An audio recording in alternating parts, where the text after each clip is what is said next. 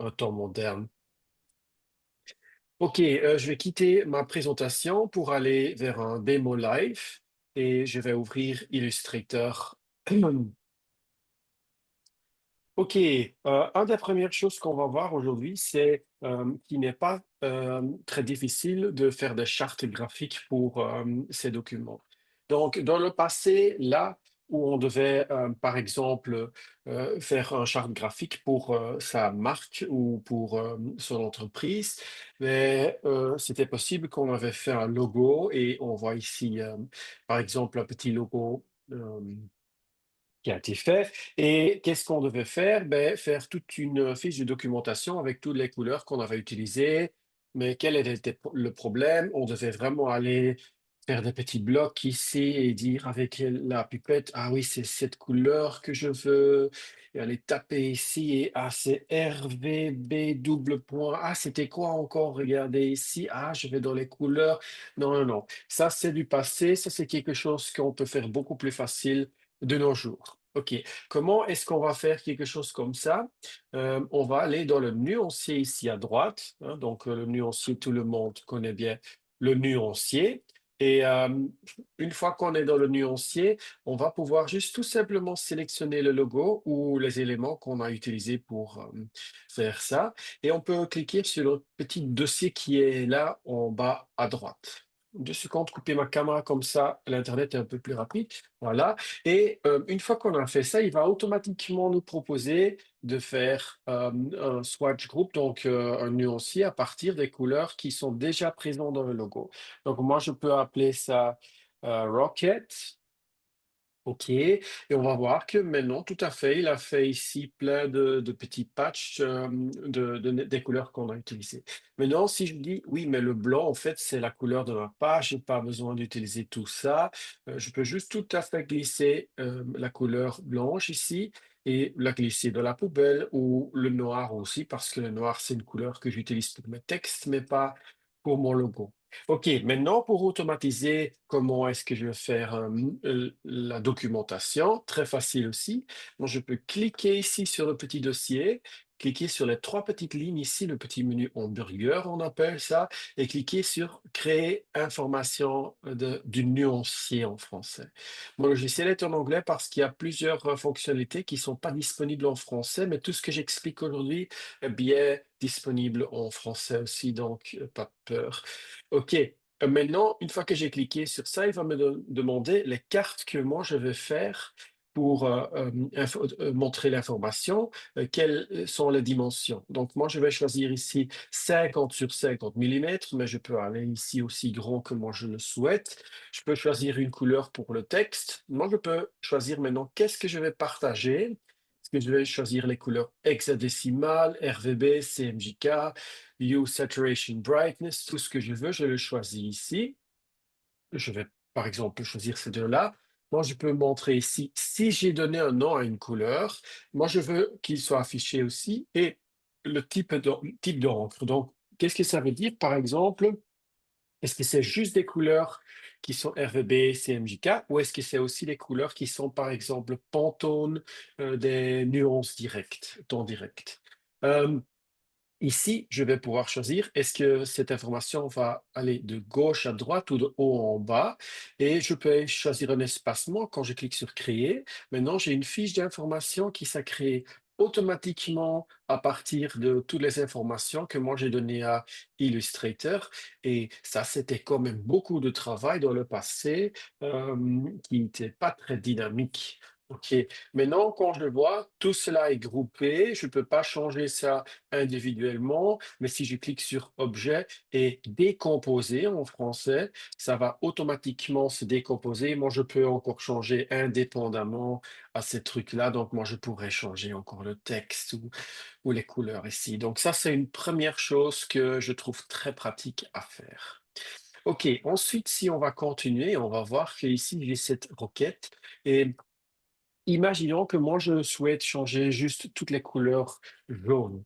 Mais je clique là-dessus, je vais voir que c'est groupé. Donc, dans le passé, je pouvais prendre la flèche blanche pour sélectionner une de ces éléments. Mais maintenant, si je veux avoir tous les éléments jaunes, mais j'ai pas de choix. Soit je le fais à la main, soit j'utilise une des outils classiques qui s'appelle sélectionner, même, et là, je peux choisir la même couleur de fond, la même couleur de ligne, apparence, hem et ça marche tout à fait, mais le problème, c'est, je ne peux pas combiner ces choses-là. Seule chose que je peux combiner ici, c'est, sélectionner même fond et contour, mais les autres choses, je ne peux pas les combiner. Maintenant, c'est bien possible avec un nouvel outil ou un outil plutôt, très peu connu, c'est la baguette magique, on la connaît tous de Photoshop, mais, elle fait quelque chose de différent que dans Photoshop. En fait, quand moi je vais l'utiliser, j'ai pas besoin de la flèche blanche ou noire, je peux cliquer directement sur une couleur, il va tout sélectionner qui est semblable. Mais qu'est-ce qui est encore beaucoup plus puissant à cette baguette magique? Quand je vais double-cliquer sur l'outil qui est ici, et clique, je vais voir que maintenant il y a un menu qui s'ouvre, qui va me permettre de fusionner et de dire, moi je vais choisir plus de ces options en même temps. Donc maintenant, je peux par exemple dire même couleur de fond, même mode de fusion, donc c'est multiplier, lumière douce, etc. Tous ces modes-là, la même opacité, le même contour, le même poids de contour, je peux tout mélanger ici. Et ce qui est cool aussi, c'est que par défaut, je sélectionne juste tous les couleurs qui sont pareilles. Mais imaginons que maintenant j'ai un petit cercle ici, et ce petit cercle, au lieu qu'il soit 0,24 95 0, il est 100 0. Et on voit à peine la différence, hein. C'est pratiquement la même couleur, mais pourtant, moi, quand je vais ici choisir sélectionner même couleur, ben, je trouve pas cela. Et ça, c'est quelque chose qui arrive très souvent quand on fait de la mise en page. On fait par exemple une mise en page pour une marque de boisson, on a besoin d'une couleur rouge. Partout, on la met en Pantone et à un endroit, on l'a mis par accident encore en CMJN. Ben, si on cherche toutes les couleurs qui sont semblables, il ne va pas trouver cette Pantone ou les CMJN si on a commencé à chercher à partir de Pantone. Donc, ce qu'on peut faire ici, c'est choisir une tolérance. Et moi, je peux dire, par exemple, prends-moi une tolérance de 20%. Maintenant, si je vais chercher avec la baguette magique, clique, je vais trouver toutes les couleurs qui sont en 20% de différence avec la couleur de base aussi. Et ça, c'est très facile pour partout trouver les couleurs dont j'ai besoin et aller sélectionner quelque chose très, très, très précis dans mon document. On va voir si je vais beaucoup plus loin, 30%. Moi, je vais même trouver l'orange avec, ou 70%. Je trouve même le rouge avec, oups, si je clique, voilà, ou 90%, voilà. Je trouve tout avec ici même cette couleur rouge, ici en bas. Donc, ça, c'est un outil fort, fort, fort génial à utiliser. OK, on va continuer à la prochaine exercice. Et on va aller, au panneau d'apparence et au dégradé. OK. Donc, si moi je veux par exemple dessiner un arc-en-ciel, moi je vais dessiner ça, en utilisant par exemple un demi-cercle et moi je vais juste supprimer un point là. J'ai un demi-cercle ici. Et moi je pourrais dire: «Ah, je vais donner ça une épaisseur de ligne de par exemple 100 points». Voilà, grand, arc-en-ciel et maintenant je vais choisir de donner ça par exemple un dégradé, hein, ici orange et moi je vais dire ici: «Ah là, je vais ajouter un peu de vert, comme ça j'ai un beau arc-en-ciel». Mais on voit tout de suite quel est le problème. Un arc-en-ciel n'a pas un dégradé linéaire qui va de gauche à droite et même si ma ligne ne va pas de gauche à droite, je peux tourner la ligne comme moi je la veux, je vois que le dégradé sera toujours linéaire ici, hein. Et ça, c'est quelque chose qui me plaît pas. Donc, qu'est-ce que moi je pourrais faire? Quelque chose de très simple. Ici, dans le menu dégradé, ici, il y a des options qui sont très peu connues, mais moi, je peux tout à fait choisir ici d'appliquer le dégradé dans le sens de, euh, de la ligne ou de l'appliquer jusqu'au point, etc. Donc, il y a plein, plein, plein d'options. Donc, ça, c'est suivre autour de la ligne et ça, c'est vraiment dans l'autre direction. Et ça, ici, ça, c'est déjà très joli ce que je peux faire ici. Et maintenant, avec des autres outils, par exemple Path, et moi je dis ici, change-moi la direction du chemin. Moi, je peux aussi dire les couleurs vont dans le sens inversé, sans devoir manuellement inverser toutes les couleurs ici.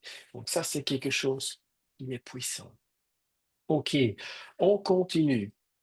Imaginons que moi, je veux faire quelque chose comme faire une carte pour une rue. Donc, je vais de ce compte ouvrir ça. Voilà, une carte pour une rue. Et je vais voir, toutes ces lignes ici sont dessinées à la main. Mais comment est-ce que ça va techniquement? Parce que si moi, je dessine ici, par exemple, une ligne qui est, on va dire, 22 points. Et on va dire, cette ligne, elle est un gris profond. Et moi, je veux faire une route de cela. Donc, qu'est-ce que je vais faire? Ben, je vais dessiner une deuxième ligne sur cela, hein, où je vais copier cela, copier, coller. Je vais la mettre au-dessus. Et maintenant, je vais la faire un peu plus fin. Par exemple, 18 points. Et cette ligne-là, ben, je vais la faire un peu plus claire. Comme ça, j'ai déjà ici le chemin pour les vélos. Et si maintenant, encore une fois, je mets une autre ligne là-dessus et je le mets, par exemple, à 4 points et je le mets en blanc. Et ici, dash. Donc, comme ça, moi, j'ai déjà une petite route qui se forme. Mais le problème, c'est que c'est tous plein de lignes différentes. Et maintenant, si j'ai envie de refaire ça, ben avec la pipette, même si je groupe cela, moi, je peux pas juste tout simplement dire ici, ben, reprends-moi exactement la même chose parce que ça fonctionne pas, hein. Donc, il faut vraiment une technique pour pouvoir faire quelque chose comme ça et pour pouvoir enregistrer cela. Euh, Première chose, c'est que on fait ça mal si on fait ça en trois objets différents, parce que qu'est-ce qu'on pourrait faire? On peut commencer avec une seule ligne et on peut aller ici dans le panneau d'apparence. Le panneau d'apparence, on peut le comparer un peu comme construire un style de paragraphe dans InDesign, mais dans Illustrator, et ça va nous permettre de euh, enregistrer tous les paramètres qui sont accrochés à une ligne. Donc, qu'est-ce qu'on va voir? Moi, j'ai ici une ligne, hein, mais si moi je clique sur rajouter une ligne, il va me rajouter une deuxième ligne sur le même contour. Donc maintenant, si moi je vais dire ici, ce contour-là est un gris très foncé. Il est par exemple 30 points. Et au-dessus, j'ai un deuxième contour et je vais le faire 24 points. Ensuite, je peux encore mettre un contour au-dessus et celui-là, je vais dire, il est 20 points et il est encore un peu plus clair ici. Voilà.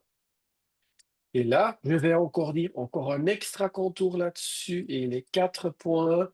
Et celui-là, il est blanc. Et là, je peux aussi dire, moi, je vais le faire ici avec des lignes comme ça. Maintenant, je vois que en arrière-plan, j'ai déjà construit une petite route et cette ce n'est pas 4 lignes différentes, c'est une seule ligne que je peux changer variablement maintenant avec tout ce que je veux. Et si maintenant moi j'ai envie de dire, mais moi je change encore un peu de couleur, moi je trouve que ça ici c'est trop clair, moi il faut que ce soit plus profond et en fait les lignes ici doivent être plus claires, moi je veux que ça ici c'est blanc aussi, voilà, jolie petite route, c'est déjà fait. Mais maintenant, si moi je prends ici une nouvelle ligne et je prends la pipette et je clique, j'ai toujours rien. Et ça, c'est parce que, comme des paragraphes dans InDesign, on va aussi pouvoir enregistrer cela comme un style ici dans Illustrator. On fera ça en allant ici dans le menu Graphic Style, ce style graphique. Et maintenant, je peux dire ici, va m'enregistrer ce style et moi je vais appeler ça rue, par exemple. OK, maintenant, moi, si j'ai envie de dessiner un petit plan, hein, voilà, je vais regarder ici, oups, une petite rue qui va comme ça. Tout ce que je dois faire, c'est aller cliquer ici sur le style et automatiquement, ça s'est mis dans le style de la rue. Et ça, c'est quelque chose qu'on ne peut pas uniquement utiliser pour dessiner des rues, mais pour faire de tout, hein. J'ai un joli document où moi j'explique, par exemple, qu'on peut appliquer quelque chose comme ça sur un texte, hein. Un texte sur lequel on a mis, par exemple, un effet. et cet effet, on peut l'enregistrer tout à fait ici dans le menu d'apparence. OK, maintenant imaginons que j'ai une rue ici, mais j'ai aussi une rue qui va croiser ici, par exemple, et je prends le même style ici. Ben, je vais voir que j'ai un petit problème parce que c'est comme s'il y avait un pont au-dessus de cette rue et les rues ne vont pas se croiser, mais moi je veux ici que ce soit un carrefour tout à fait normal et, moi je ne veux pas du tout que ça fait effet pont ici. Ça, c'est très facile aussi à faire et pour ça j'ai besoin d'appliquer ce style non pas sur les lignes individuelles, mais sur un groupe. Comment est-ce que je vais pouvoir faire ça? Moi, je vais ici aller à droite dans mes calques, je vais les ouvrir et là, je vais voir qu'en fait, dans ce groupe ici, moi, j'ai le groupe même et les deux calques individuels. Et quand je vais zoomer maintenant, je vois qu'ici, derrière les calques, j'ai des petites boules. Et ces boules, pour ceux qui ne le savent pas, ça veut dire qu'il y a un style graphique ou un effet qui est appliqué sur un de ces calques. Mais qu'est-ce que je peux faire aussi? Moi, je vais supprimer le style ici du calque individuel et je vais appliquer ce style ici sur le groupe et pas sur le calque individuel. Et si je fais ça, il sait, ah, tout ce qui est dans ce groupe ici doit se fusionner ensemble parce que ça va appartenir au même groupe. Et comme ça, moi, j'ai un joli carrefour ici qui s'est fait. Et même moi, ici, si moi je change de direction ici de ma ligne, je vais voir que partout ici, il va créer un joli carrefour sans interruption. Hein. Donc, techniquement, si je vais faire ça avec plusieurs éléments différents, moi, je pourrais faire ça très facilement, un petit plan avec un train et une route et de l'eau. Et tout ce que j'ai à faire, c'est cliquer ici sur appliquer. Voilà, là, je veux que ce soit une route. Et là, je veux que ce soit une ligne de train. Et je peux les faire croiser ou je peux ne pas le faire croiser. J'ai toutes les options en main pour faire un joli dessin. Hein. OK, on va continuer à la prochaine exercice. Nouveau fichier.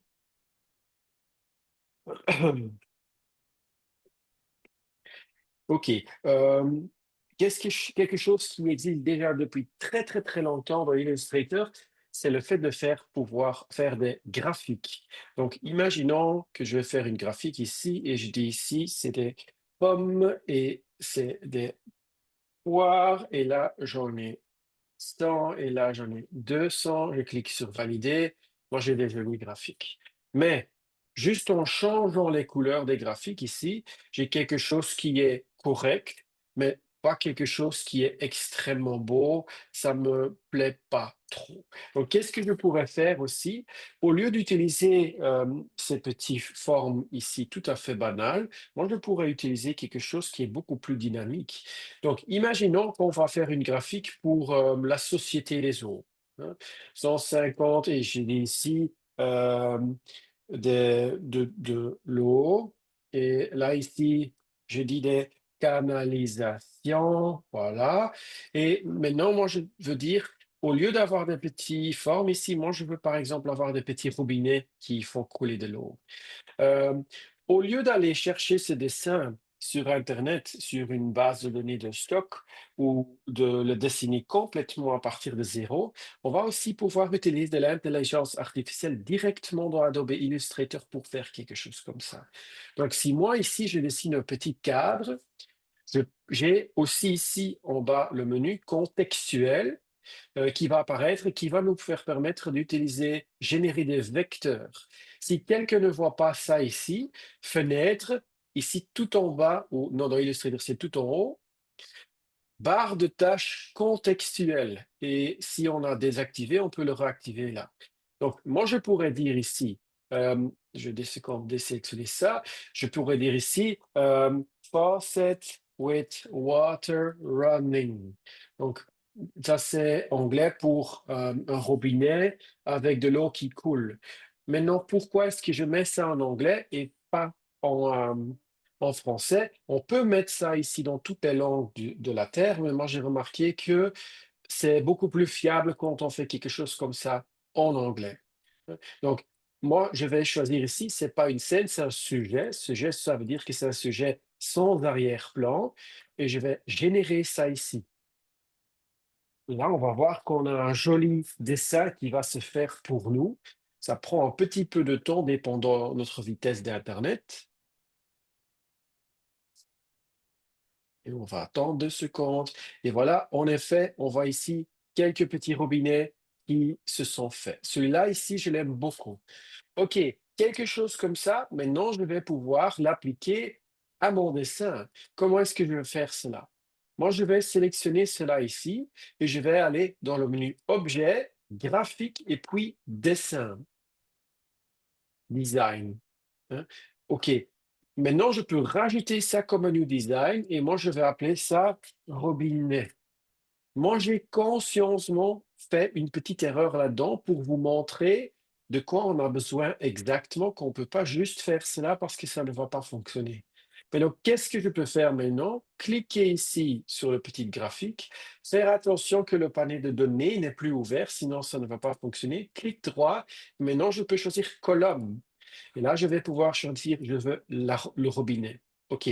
Qu'est-ce que je peux choisir maintenant? Moi, je peux choisir, il va m'étirer ça en hauteur, il va me mettre ça en échelle uniformément, je vais répéter ça, ou sliding. Sliding, c'est ce que je veux. Pour commencer, vertical scale, ça fait ça ici, mais c'est pas très beau, hein, c'est hors proportion, ça j'aime pas. Mais ici, sliding design, ça veut dire, moi, je vais juste agrandir ça sans tirer ça hors proportion. Mais quand je vois ça, je vois que c'est pas vraiment beau, le robinet est devenu beaucoup trop long, et ça, c'est parce que j'ai mal fait ici le design. Donc, qu'est-ce que je devrais faire ici? Moi, je vais mettre une petite ligne à l'endroit où moi je veux qu'il commence à stretcher. Donc, pas ici le robinet, mais moi je veux qu'il stretch l'eau. Et c'est cette ligne, moi je vais devoir la transformer ici en guide. Donc, guide, vous connaissez tous les guides ici. Une fois que je vais sélectionner le dessin et le guide en même temps, et je vais faire maintenant mon design. Donc, nouveau design, rename robinet avec guide. Il va savoir que là où il y a le guide, il faut commencer à changer et à étirer. Donc, clic droit, maintenant, colonne. Je vais choisir ici robinet avec guide, sliding design. Maintenant, je vois qu'il a joliment fait ça sur l'eau. Et maintenant, peu importe si je vais encore rajouter des données, data, moi, je peux dire aussi euh, facture, et moi, je rajoute encore 170 ici. Il va me rajouter des petits robinets, il va me faire une jolie mise en page avec cela. Et ça, c'est quelque chose qui peut être super intéressant pour, par exemple, euh, un rapport annuel de finances, etc. C'est beaucoup plus intéressant. OK, moi, je peux faire ça aussi à des autres manières. Imaginons que moi, j'ai une forme comme cela, des briques, par exemple. C'est quelque chose que j'ai dessiné moi-même, tout à fait simplement. Où sont mes briques? Je les avais copié-collé. CTRL-C, CTRL-V. Où est-ce que... Ah, je suis en train de copier ici dans le panneau de données. Ça, c'est pas très bien, pas grave, je vais pas valider. Ok, je vais copier ici. Voilà. Moi, je peux faire un design de cela aussi. Graph, design, nouveau design, et je vais laisser le nom comme ça. Maintenant, qu'est-ce que je pourrais dire ici aussi? Dans colonne, je peux dire ici, je vais prendre ce design ici, je vais faire répéter cela, donc plein, plein, plein de briques en hauteur. Et maintenant, je vais pouvoir lui dire, ah ben, une seule rangée de briques, ça représente combien sur ma chasse? Et moi, je vais dire, ça représente 20 unités ici, par exemple. À la fin, ça ne va jamais être exactement 20 unités. Qu'est-ce qu'il va faire? Est-ce qu'il va pousser plat le dernier rangée de briques? Ça, je ne veux pas. Moi, je veux dire ici, coupe-moi ça. Je clique sur OK et moi, je vois qu'il m'a fait une jolie rangée de briques ici. Et ça, c'est très beau aussi. Il faut juste encore changer ici à droite le petit, comment ça s'appelle encore, explicatif. Mais ça, c'est quelque chose de très beau. OK, on va continuer.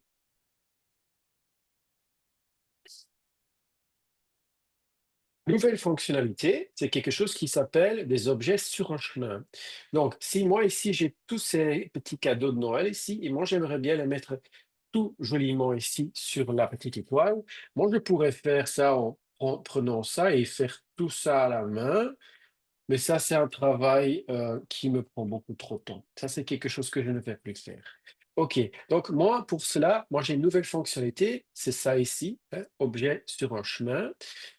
Qu'est-ce que je peux faire avec ça? Sélectionner d'abord ici tous ces objets ici.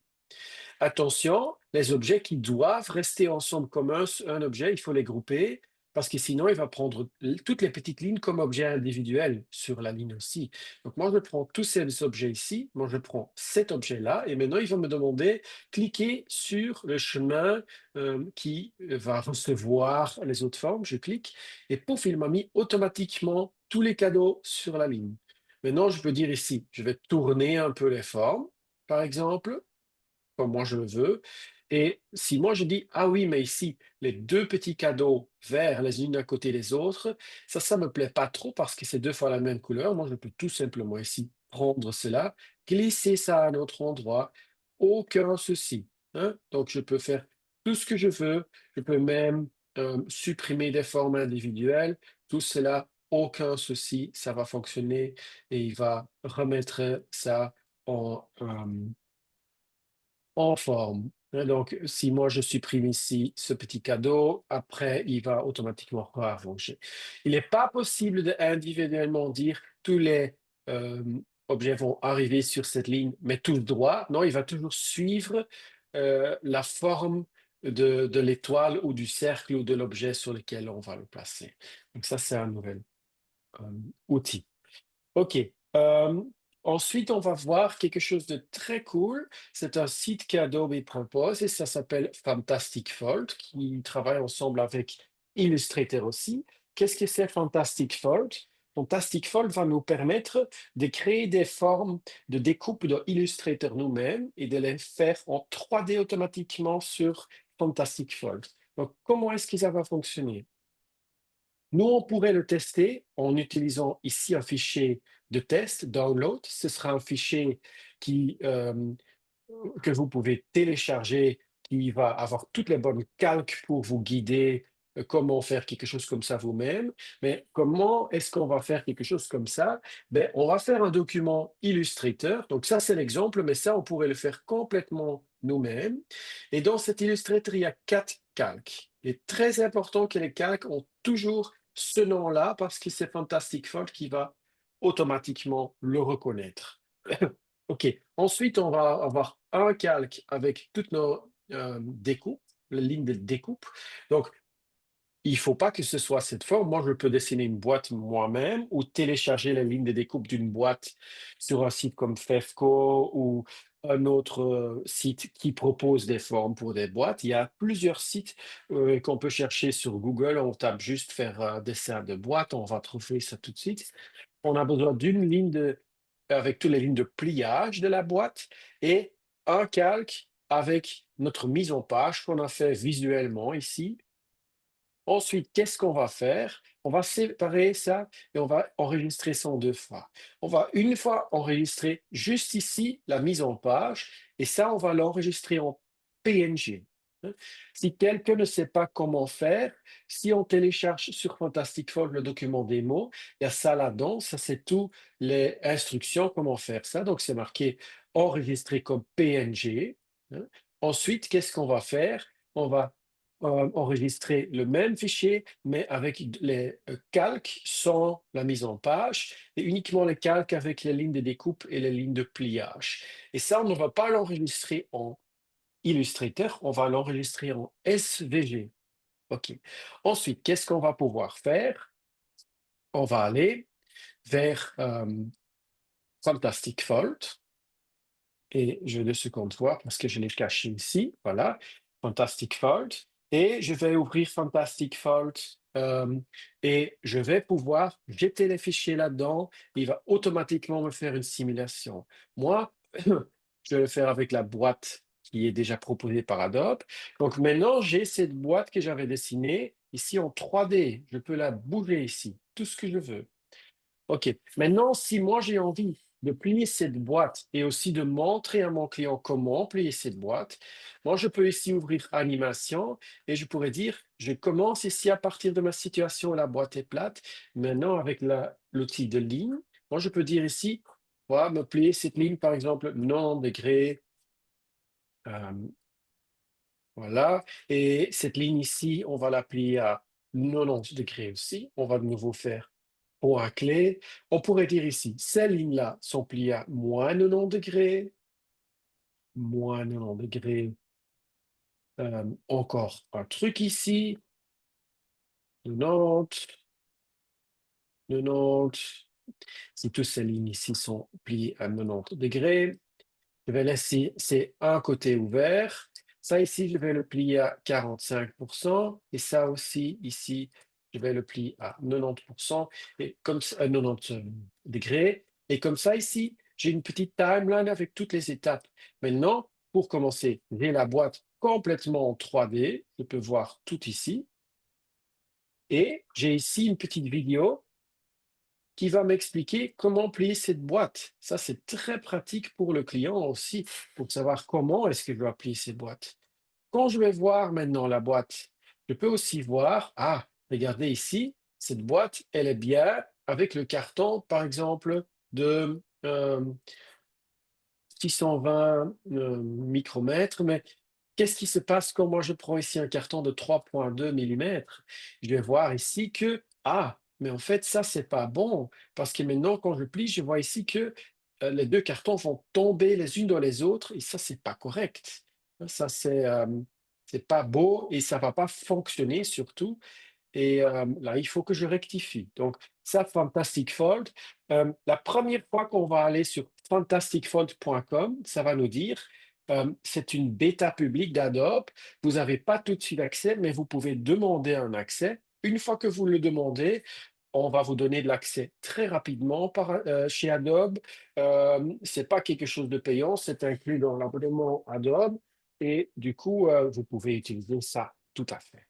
OK, on va continuer dans les exercices.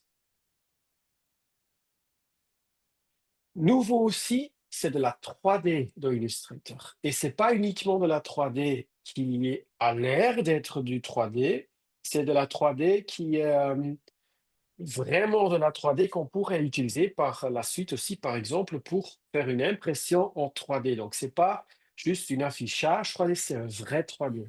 Comment est-ce que je pourrais faire ça? Moi, je pourrais, par exemple, ici dire formation, et moi, je vais mettre le texte vraiment dans une caractère de police qui est bien épaisse, qu'on va bien voir ça. Est-ce qu'ici, il y a quelque chose? Voilà, moi, je vais ici prendre BD caramel, par exemple. Je vais mettre ça dans une couleur bien visible. euh, pour encore le rendre plus joli, moi, je vais ici euh, mettre le document hop, hop, en RGB. Comme ça, je peux avoir un mauve qui est encore plus joli. Et là, je vais aller dans le menu Effets 3D. Et dans le passé, on avait déjà ça. C'est une simulation 3D, mais ce n'est pas la vraie 3D. Mais maintenant, on a ça. Et on peut utiliser ici, par exemple, gonfler. Et gonfler, c'est gonfler des lettres comme un ballon. Maintenant, ça, c'est déjà gonflé. Moi, maintenant, je peux dire ici, je vais glisser ici en haut et en bas, à gauche et à droite. Je pourrais tourner ici, si je veux, si je glisse sur cette ligne ici. Mais ici, au milieu, j'ai aussi un gimbal qui me permet de faire ça dans toutes les directions. Donc ça, c'est vraiment quelque chose de fort cool. Maintenant, un ballon est rarement gonflé juste d'un seul côté. Donc, qu'est-ce que je pourrais faire aussi? Moi, je peux lui dire ici, gonfle-moi ça de deux côtés. Et maintenant, je peux choisir ici une épaisseur pour le ballon, encore un petit twist, le tourner un tout petit peu, petit taper, un peu moins ou un peu plus de volume. Euh, tout ce que je souhaite vraiment. Euh, OK, on pourrait faire ça aussi pas de la manière gonflée, mais par exemple extrusion. Donc ça, c'est une méthode un peu plus classique, hein. Mais là, on a des choses plutôt cool, comme un petit bord. une petite fraisure et on peut faire ça de plusieurs manières pour avoir une simulation de, par exemple, des lettres en métal qui sont contre mur et je pourrais répéter même cet effet plusieurs fois. Donc ça, c'est vraiment cool. OK, ça, c'est 2 des méthodes. Ensuite, on a encore une troisième méthode qui va faire des modèles un peu plus pratiques pour, par exemple, dire imprimer et pas uniquement pour avoir un truc visuel qui est beau. Et ça, c'est la méthode VAS. Donc imaginons que moi, je dessine ici, un verre. Je vais faire un aide pour m'aider et moi, je dessine la moitié d'un verre. Donc je dessine ici le petit pied, voilà, comme ça, et la jambe. Et ici en haut, je dessine une petite coupe. Je vais faire ça un petit peu plus haut, une petite coupe et voilà. Et ensuite, je donne ça une petite profondeur. Voilà, petite profondeur, hop, et comme ça, et je donne ça une couleur aussi. Maintenant, je pourrais dire ici, va me faire ça en mode revolve ou tourner. Mais il a fait ça dans le mauvais sens, mais pas grave, on peut tourner ici le sens. Et maintenant, on voit qu'on a déjà dessiné un verre en 3D qu'on peut tourner partout comme nous on le veut, hein. Mais encore plus cool, en arrière-plan, techniquement, en contour, c'est toujours le dessin 2D qui va faire ce que je veux. Donc, moi, si moi je change ce dessin en 2D, je vais voir que en direct, en live, le dessin 3D va changer et moi je pourrais dessiner une chalice ici, par exemple, tout ce que moi je veux. OK. Ensuite, c'est déjà très joli, mais je pourrais faire encore plus réaliste. Moi, je peux ici aussi aller à éclairage et moi, je pourrais dire, ah, ici, j'ai un éclairage, comment est-ce que moi je le veux? De quel endroit et tout ça. Je peux même rajouter plus de lumière. Je peux choisir ici, est-ce que c'est très doux? Est-ce que c'est très dur? L'hauteur, la rotation de la lumière. Je peux même avoir les ombres ici, un ombre derrière par exemple. Et quand je vais voir ici, je peux même lui couper les ombres pour être sûr que si c'est dans un petit cadre, ça ne dépasse pas. Je peux choisir la distance de l'objet de l'ombre. Si je change l'intensité de la lumière ici, mon ombre va changer un petit peu aussi. Pas ici encore direct, pourquoi? Parce que ça, c'est juste une simulation rapide. Mais moi ici, quand je clique en haut, moi j'ai ici un rendu en 3D qui va se calculer, qui va faire que c'est réaliste. Ça, c'est déjà très bon. Mais je peux aussi appliquer des matériaux. Et par exemple, ici, j'ai plein de matériaux qui sont déjà pré-proposés par Adobe. J'ai ici un matériau, par exemple, de l'or. Ici, Gold Natural. OK. Je vais attendre 2 secondes qu'il s'applique. J'ai oublié de cliquer sur mon élément. Et maintenant, je dis, ah oui, c'est beau, mais c'est de l'or qui est très, très, très grand. Moi, je veux un peu plus de texture.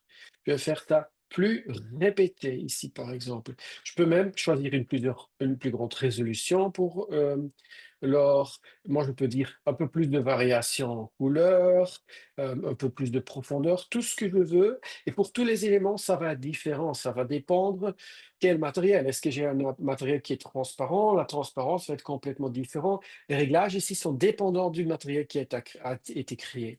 Si moi je trouve qu'il y a un élément qui n'est pas dans la liste, moi j'ai ici le magasin d'Adobe, ça c'est Substance 3D Assets. Et moi aussi j'ai un Community Store, Community Assets. Donc là, il y a des matériaux gratuits et payants aussi qui sont faits par utilisateurs d'Adobe. OK, maintenant, si moi de ça, moi je veux faire un rendu en 3D en haute qualité, moi je vais voir ici que tout à fait, ça va être quelque chose de très, très, très beau.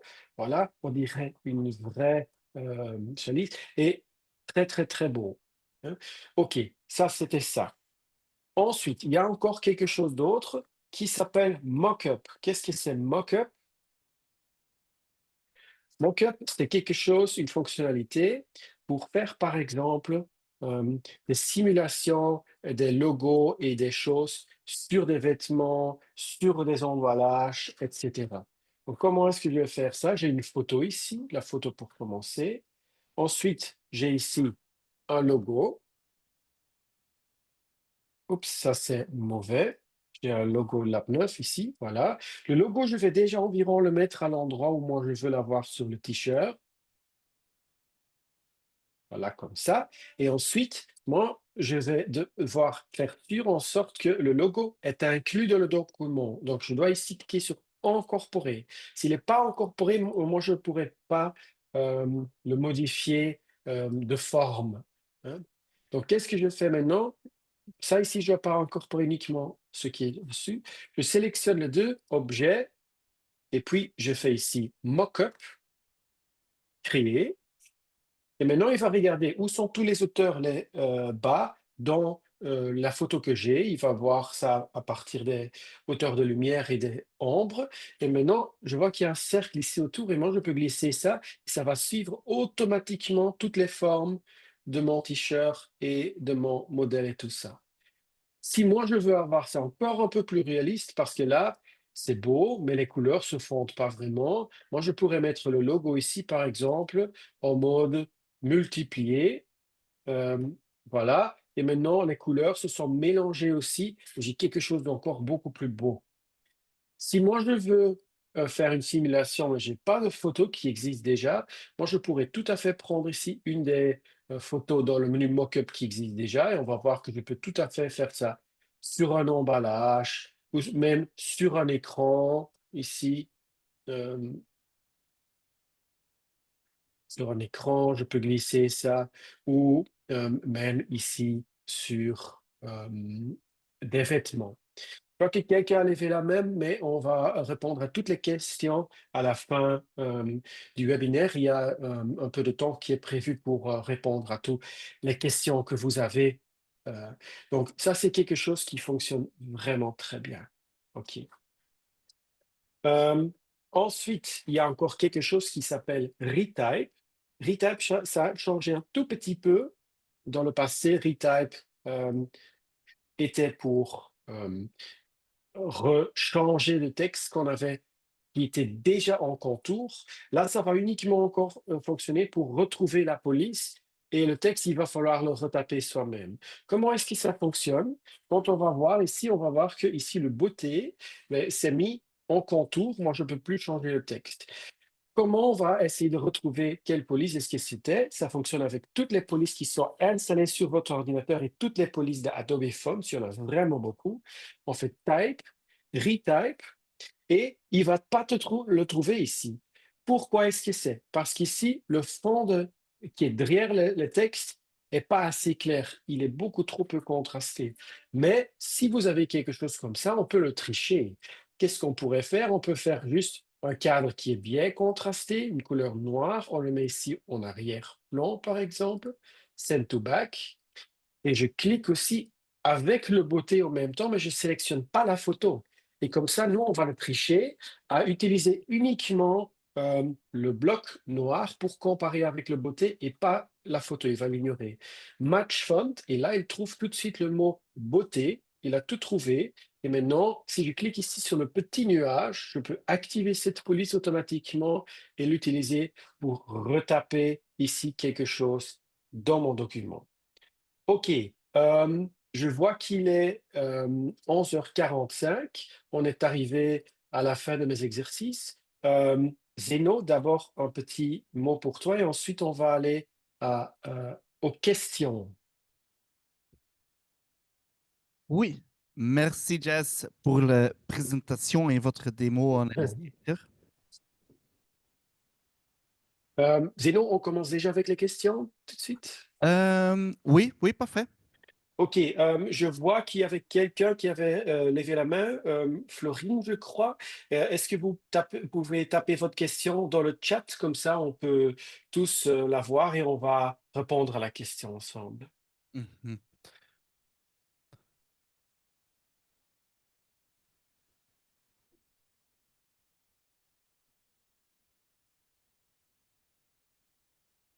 OK, oui, en effet, les images qui sont par défaut dans Mockup sont libres de droit et gratuits. Oui, c'est pas comme ça dans le passé, mais maintenant, oui. Si on n'a pas une image qui nous plaît dans le menu Mockup, parce qu'il y a beaucoup plus d'images qui sont disponibles parfois, on pourrait aussi aller, par exemple, sur firefly.adobe.com pour créer une image. Mais donc, les images exemples qui sont là, on peut les utiliser tout à fait. Il n'y a pas restrictions sur ce qu'on peut utiliser. Est-ce qu'il y a encore des autres questions? Sinon, on va finir tout doucement ici. Oui, peut-être il y a. Oui, encore une question de Jean-Marc. Alors, on attend encore un instant.